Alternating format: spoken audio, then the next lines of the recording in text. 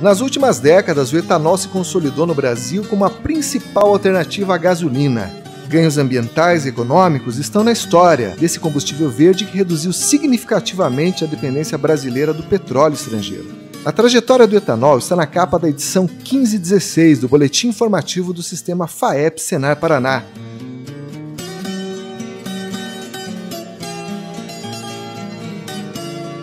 Para falar desses e outros assuntos que também estão nas páginas dessa edição, eu, André Amorim, gostaria de apresentar os nossos convidados desse episódio. Então eu gostaria de apresentar a doutora Jéssica D'Angelo, que é analista do Senar Paraná. Tudo bom, Jéssica? Tudo bem, André. Obrigado pelo convite de estar aqui, participando aqui dessa conversa com você. E também gostaria de cumprimentar os ouvintes aí que estão acompanhando esse podcast. E cumprimentar o meu amigo, meu colega de bancada, Antônio Senkovski. Tudo bom, Antônio? Tudo bem, André. Muito obrigado pela oportunidade. É um grande prazer estar novamente aqui com vocês e com os nossos ouvintes queridos. Bem, como a gente disse no começo, desse podcast, o etanol está na capa do nosso boletim aí, número 1516, não apenas porque é um combustível verde que reduz a emissão de gases causadores do efeito estufa, mas porque dentro da economia ele vem trazendo uma série de vantagens. Antônio, você sabia que essas vantagens são tão importantes que a federação chegou a fazer uma campanha para divulgar e para incentivar o uso do etanol? Tenho acompanhado de perto essa campanha, André, e é muito importante, incentivarmos aí esse setor, porque ele, além de diminuir aí a nossa dependência do petróleo, é um combustível verde, gera empregos e um dinheiro aí que circula na nossa economia aqui dentro do estado. Então, é muito interessante essa campanha aí que o sistema promoveu para lembrar os condutores de veículos aí, na hora de escolher o combustível, para escolher o etanol e movimentar a economia e incentivar esse setor tão importante para a nossa economia. Essa matéria, assinada pelo nosso colega Felipe Aníbal, aí trouxe um dado que eu não sabia. Eu sempre soube que o etanol ele tinha esse papel de combustível verde, mas eu não sabia que era tão significativo. Ao você substituir a gasolina pelo etanol, você chega a reduzir até 73% do CO2 emitido, É verdade, André, porque tem todo um ciclo, O combustível verde não é à toa, Porque existe a produção da cana-de-açúcar aí, E essa planta, ela absorve, então, gás carbônico, Tem todo o seu ciclo aí. A Jéssica, que está aqui conosco, pode até falar melhor sobre esse processo aí, Mas além de ter toda essa cadeia, esse ciclo, então, gera esse título de combustível verde, É uma dúvida que eu tenho, Jéssica. Quando a gente fala que esse combustível reduz a emissão de CO2, é porque quando a cana está crescendo, ela está comendo CO2, ela está respirando esse CO2 que deixa de ficar na atmosfera? Isso mesmo, André. A planta, ela absorve o dióxido de carbono que está na atmosfera, Então, ao longo de todo o seu processo de desenvolvimento, desde o período ali que ela foi implantada na lavoura até sua colheita, ao longo de todo esse processo, ela absorve o CO2. Que é bem diferente, Antônio, do petróleo, que você está tirando o carbono debaixo da terra e jogando na atmosfera, Exatamente. É uma maneira aí de promover, é muito mais do que um substituto apenas, É uma tecnologia aí que o Brasil vem já desenvolvendo há muito tempo, Inclusive os leitores que tiveram a oportunidade de folhear a matéria, que ficou bastante interessante. Já faz quase um século que estão ocorrendo pesquisas aqui no Brasil, Os primeiros carros lá na década de 20 ainda, aí depois o impulso do pró-álcool na década de 70, Quem não se lembra, quando eu era criança, eu lembro que os carros ainda tinham problema para pegar de manhã, O meu pai mesmo uma vez pegou um Fusca álcool emprestado, André. Fusca álcool? E rapaz, não tinha jeito daquele Fusca pegar, era difícil pra caramba. Uma coisa que ficou para trás, Hoje em dia os carros a álcool têm até uma potência maior que os carros a gasolina, para compensar aí alguma diferença na eficiência, Então, assim, a tecnologia avançou muito e também em relação à produção, lá nos anos 70, por exemplo, no começo do pró-álcool, o Brasil produzia 580 mil metros cúbicos de etanol de cana, Em 2019, esse número fechou em 35,3 milhões de metros cúbicos. Então, houve um crescimento muito expressivo, assim como acontece aqui no Paraná, que hoje tem 19 indústrias no setor sucroenergético, 16 que são capazes de produzir tanto açúcar quanto álcool, e na década de 80 produzia 142 mil metros cúbicos e hoje em dia mais de 1,6 milhão de metros cúbicos. Então é um crescimento de mais de 10 vezes. Olha aí, ó. Então a gente consegue por aí ter uma ideia de que esse setor vem crescendo, avançando em marcha bastante rápida. Né? E esse crescimento não é apenas em área de produção, né, mas em produtividade também. A gente vê incremento de produtividade, a cada ano o setor vem trazendo mais tecnologia, não apenas na escolha de cultivares mais produtivas, mas também com o uso de tecnologias de adubação, de métodos de conservação de solo, que vem agregando na produtividade da cana-de-açúcar aqui no nosso estado. Jéssica, e falando um pouco do cenário brasileiro, eu poderia supor que o Brasil, vamos dizer assim, teria um maior ou um grande potencial mundial para a produção desse tipo de combustível devido ao nosso clima, ser um país tropical, abençoado por Deus, muita água, um solo rico? Sim, o nosso país tem potencial ainda de crescimento e sem necessidade de aumento de expansão de área de produção, mas, né, como eu coloquei ali anteriormente, de produtividade mesmo, né? A gente tem uma das instituições mais importantes no mundo em desenvolvimento de tecnologia, de melhoramento genético para a cultura da cana-de-açúcar. Que é a Embrapa? A gente tem a CTC, tem a Ridesa, que é uma rede interuniversitária que abrange diversas universidades, né, federais do país, que estão desenvolvendo uma série de estudos para melhorar as cultivares que a gente tem hoje e permitir, sim, que esses ganhos de produtividade cada vez mais aumentem a capacidade de produção da cana-de-açúcar no nosso país. E é muito diferente, Jéssica, a cana que se planta aqui no Paraná, que é um estado um pouco mais frio, o pessoal planta muito ali no Arenito, né, do que uma cana que é plantada, sei lá, em Alagoas, num estado mais quente no Nordeste? Então, hoje a cana no nosso estado ela está concentrada na região norte e noroeste do nosso estado, que são regiões mais quentes, né? E não apenas a variedade acaba sendo diferente do que é produzido lá no Nordeste, mas todo o sistema de produção acaba sendo alterado. Lá as áreas são irrigadas, então o manejo em si é completamente diferente do que a gente adota aqui no nosso estado.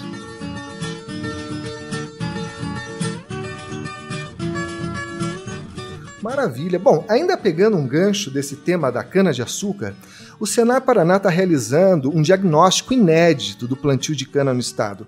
E o objetivo é justamente descobrir, né, quais são os principais desafios do setor sucroalcooleiro. Jéssica, como que está esse trabalho de campo? Em que fase que ele está? Então, André, esse trabalho começou em 2019, com a elaboração de um questionário abrangendo, né, os principais pontos referentes ao plantio de cana-de-açúcar, que é um tema bastante controverso, né, a forma de manejo do plantio que vem sendo adotado nas usinas, né. Então, recentemente até está tendo um retrocesso na volta do plantio manual em detrimento do plantio mecanizado. Então, a gente foi a campo para verificar por que isso estava acontecendo, né. Então, a gente chegou a visitar 17 unidades do setor. Levamos esse questionário, foram entregues a colaboradores em diferentes cargos, em diferentes funções dentro da usina, para a gente ter esse cenário com diversos olhares, né? Então, tivemos o retorno de 95 questionários. Então, a gente tem dados bem consolidados de como realmente está o cenário em relação ao plantio mecanizado de cana-de-açúcar do nosso estado. Então, todo o trabalho ele foi construído baseado numa metodologia científica para que a gente tivesse dados realmente consistentes e que permitissem que a gente, a partir dessas informações, construísse uma proposta de treinamentos do Senar Paraná atendendo essas demandas do setor.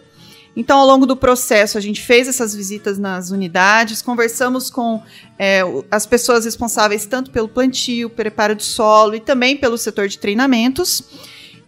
No decorrer do ano, a gente fez análise desses dados, havia um estatístico contratado para fazer essas análises, discutimos os resultados que obtivemos.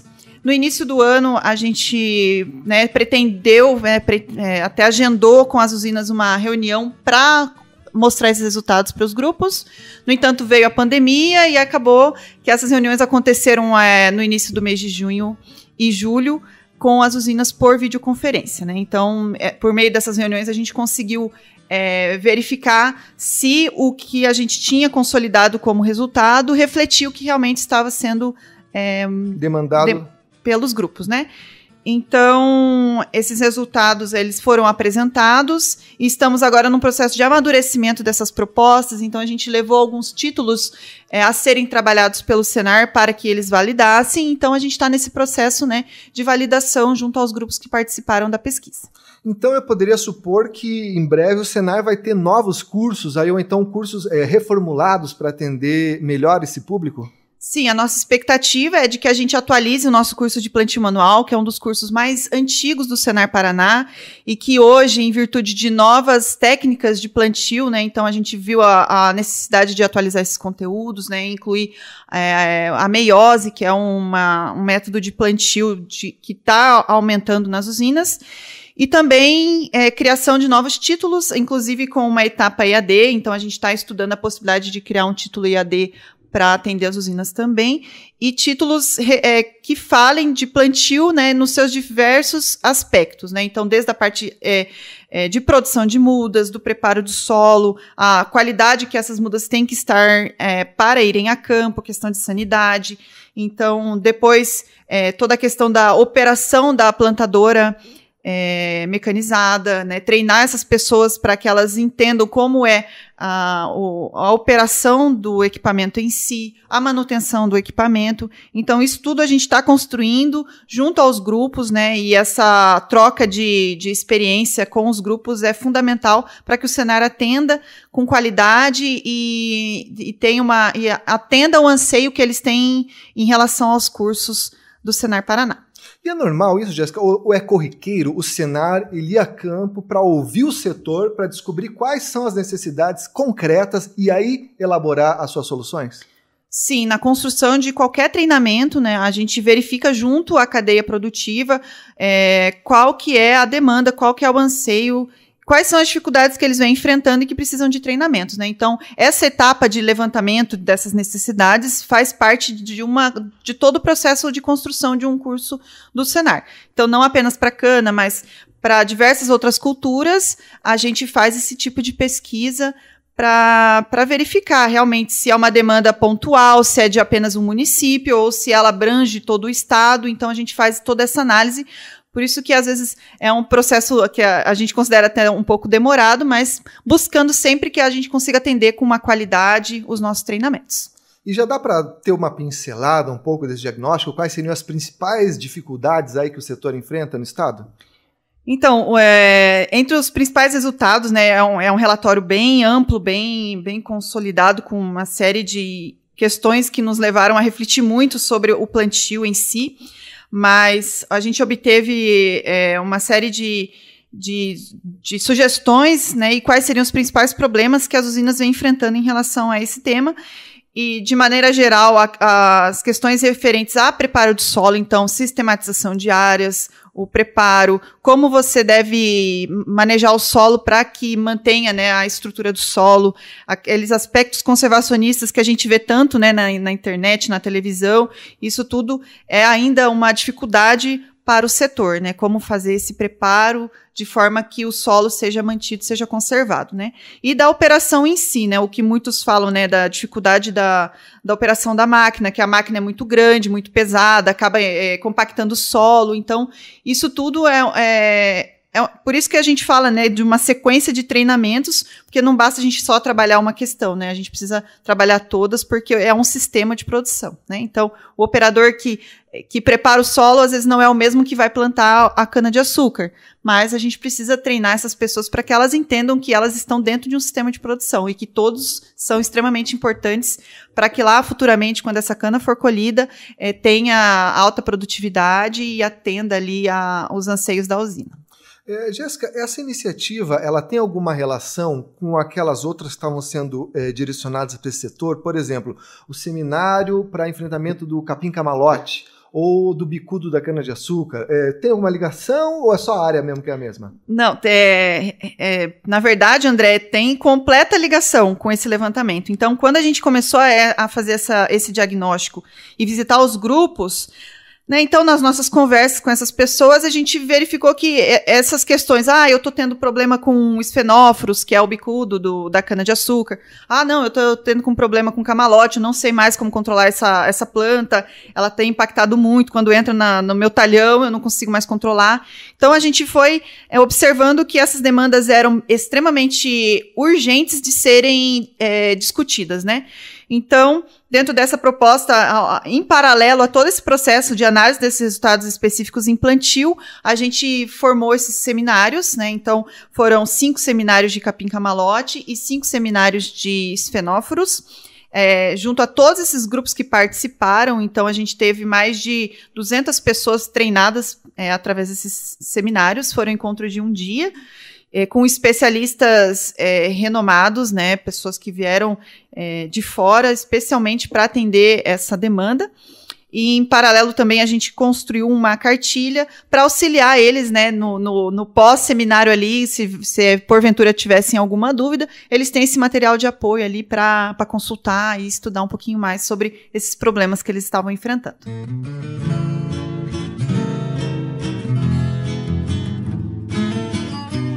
Bom, gente, saindo um pouco do canavial, indo para a lavoura, Antônio, você sabe qual que é a maior produtividade de soja do Brasil?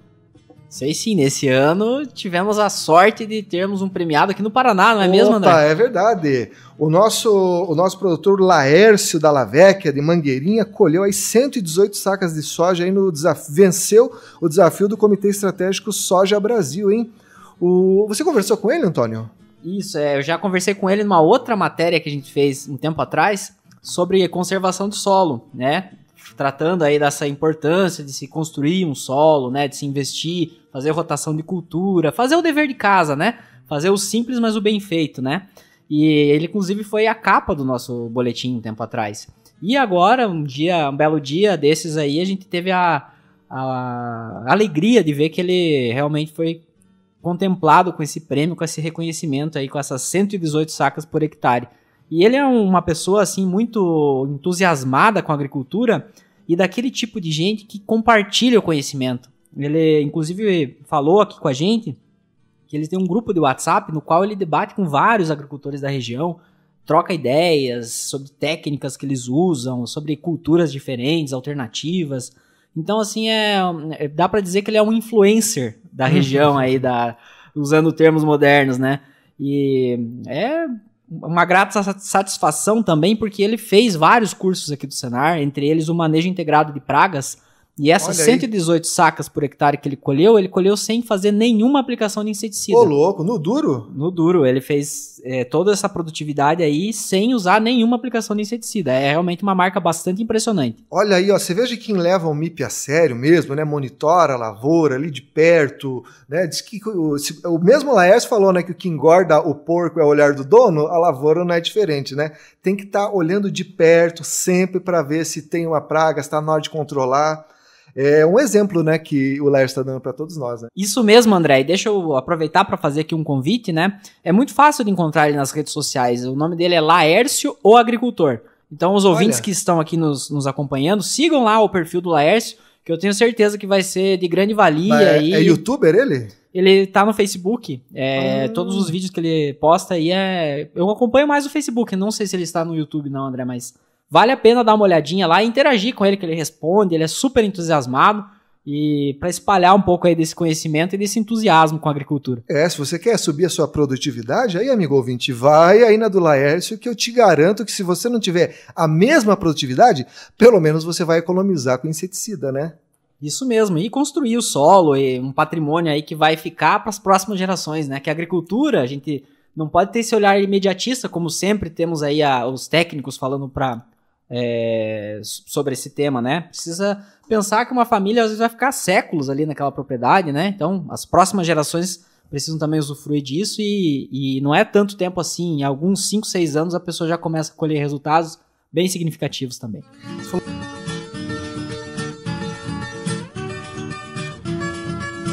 falou uma coisa interessante, Tony, que é essa visão imediatista que às vezes muitos produtores têm, né? Você sabe que também está nas páginas desse boletim informativo uma matéria sobre a volta da cigarrinha do milho, que era uma praga que mais ou menos sempre existiu, os primeiros relatos aí são da década de 70, mas ela nunca foi assim muito expressiva, nunca causou danos severos até a safrinha de 2019. Eu falei com um produtor que chegou a ter 60% de perda num talhão. Isso porque eu estava entrevistando um especialista na área, o doutor em fitossanidade, o Claudinei Minchio, que é do Instituto Emater. Ele contou para mim o seguinte: olha, André, o que trouxe a cigarrinha de volta foi o combate ao percevejo barriga verde. A turma largava inseticida no percevejo e matava junto com o percevejo todos os inimigos naturais da cigarrinha. Sem ninguém para segurar a cigarrinha, ela se desenvolveu e agora está aí, né, causando prejuízo, dor de cabeça. Ou seja, as mesmas ferramentas que de repente o produtor Laércio usou para ter uma grande produtividade de soja, o produtor de milho também poderia usar para ter uma lavoura mais sadia, né? Inclusive o Senar Paraná disponibiliza, né, o manejo integrado de pragas em milho também, né? Ah, é verdade. Então existe também essa tecnologia para todas as culturas, né? Os manejos integrados, né? Não só de pragas, como de doenças e tudo mais. Então, no milho também é uma possibilidade e tem feito bastante sucesso aqui no estado. É um curso meio novo, né? Às vezes o ouvinte não está familiarizado ainda, mas a exemplo do que tinha o inspetor de campo em manejo de soja MIP. Agora a gente também tem inspetor de campo em manejo de milho MIP, né? Ou seja, se você quer economizar, quer racionalizar o uso de insumo agrícola, né? Para você ter uma lavoura mais sadia e mais equilibrada, o conhecimento está à disposição. E lembrando que os cursos do Senar são gratuitos, né? Só não faz quem não quer, né, Antônio? Exatamente. E lembrando que o MIP não é muita gente pode falar, não, mas você não vai usar tecnologia no campo. Na verdade, o MIP ele é para você fazer o uso racional dos insumos, né? Porque tudo na lavoura tem um tempo certo, uma hora certa para você fazer, né? Então é justamente olhar para a lavoura, analisar o que está acontecendo ali naquele ecossistema e usar a tecnologia de uma forma correta. E até o pessoal pode falar assim, não tem tecnologia, né, como você bem falou, mas o MIP eu acho que é uma das tecnologias mais avançadas que tem, né? É você usar a rica biodiversidade que a gente tem aqui no Brasil para combater essas pragas, né? O governo sancionou aí há um tempo atrás, alguns meses, aí o Programa Nacional de Bioinsumos, ou seja, são mais ferramentas aí biológicas que o produtor vai poder ter à disposição para não ter que passar por um problema desse, né, como o da cigarrinha ou outro descontrole, né, uma praga aí que se torna resistente, né, e a gente sabe que a indústria de agroquímicos ela não tem assim tantos produtos disponíveis, né, então você criar uma resistência numa praga dessa é uma dor de cabeça, né? Isso, André, e tem mais algumas dicas, né? Essa matéria traz um infográfico muito interessante com dicas do que o produtor pode fazer para minimizar um pouco esse problema, né? Porque tem outras plantas que são hospedeiras da cigarrinha, fazem, né, uma ponte entre uma lavoura e outra. Então, eu convido as pessoas a darem uma olhada ali. A gente também vai divulgar nas nossas redes sociais. É um material muito importante aí para o produtor rural paranaense. E só para finalizar esse assunto, você saiba, querido ouvinte, que a Agência de Defesa Sanitária do Paraná, a ADAPAR, ela estava pensando até no vazio sanitário do milho, né, como forma de combater a cigarrinha. A federação, ela se posiciona com a federação é a ciência, né? O professor Claudinei é bem claro nisso, né? O vazio sanitário não seria a melhor estratégia, porque diferente da ferrugem asiática da soja, a cigarrinha é mais fácil controlar a cigarrinha do que controlar as doenças que ela transmite. Mas, gente, é uma alternativa bastante preocupante, né? Você ter que fazer o vazio sanitário do milho. A gente sabe que o milho verão é fundamental em algumas regiões do Paraná, então não dá para brincar com isso. Então, se você, produtor, seguir aí essas recomendações, a gente não vai precisar chegar num nível tão extremo quanto seria de um vazio sanitário, né? Ô, Jéssica, também faz MIP na soja? Na soja não, na cana? Faz MIP na cana também. Olha aí, ó, como é que é? Você monitora, o cara fica andando no canavial, bate pano, tem pano de batida também? Tem, nas usinas, né, existem equipes especializadas em fazer esses monitoramentos. Então, por exemplo, até no nosso seminário de esfenóforos, a gente mostrou como que é a metodologia para fazer o monitoramento especificamente em esfenóforos, né? Então, nas orientações, o produtor, né, seus trabalhadores, eles utilizam até armadilhas para capturar essa praga e verificar qual é o nível, né, de indivíduo, o número de indivíduos que tem, né, para então fazer o controle ou não dessa praga, que é o que o MIP faz, que é o que o MIP prega, né, verificar nível de dano para verificar se o dano que a praga causa é maior ou menor custo do que a aplicação. Porque às vezes o pessoal tem muita má vontade, né, com a agricultura, né? Fala que o agricultor passa agrotóxico. Gente, ninguém gosta de passar agrotóxico. Agrotóxico é caro. Agrotóxico é muito chato você vestir todo aquele EPI. Você só passa quando você não tem alternativa. Então, a alternativa está aqui. É o MIP, né, gente? Aplicar racionalmente para não ter problema depois. Bem, meus amigos, é isso. Acho que nós vamos ficando por aqui. Se você quer ouvir outros episódios desse podcast, você pode acessar o nosso site, o sistemafaep.org.br. Lá você encontra não apenas os outros programas, mas também os links para as nossas redes sociais. Você também pode ouvir esse podcast no Spotify, no YouTube e também no nosso aplicativo, né? Tem um aplicativo de celular do Sistema FAEP Senar Paraná, que você pode baixar gratuitamente e receber aí na palma da mão informações sobre clima, cotações de mercado, o nosso podcast e também o boletim informativo do Sistema Senar Paraná. Então é isso, meus amigos. Até semana que vem e boa sorte!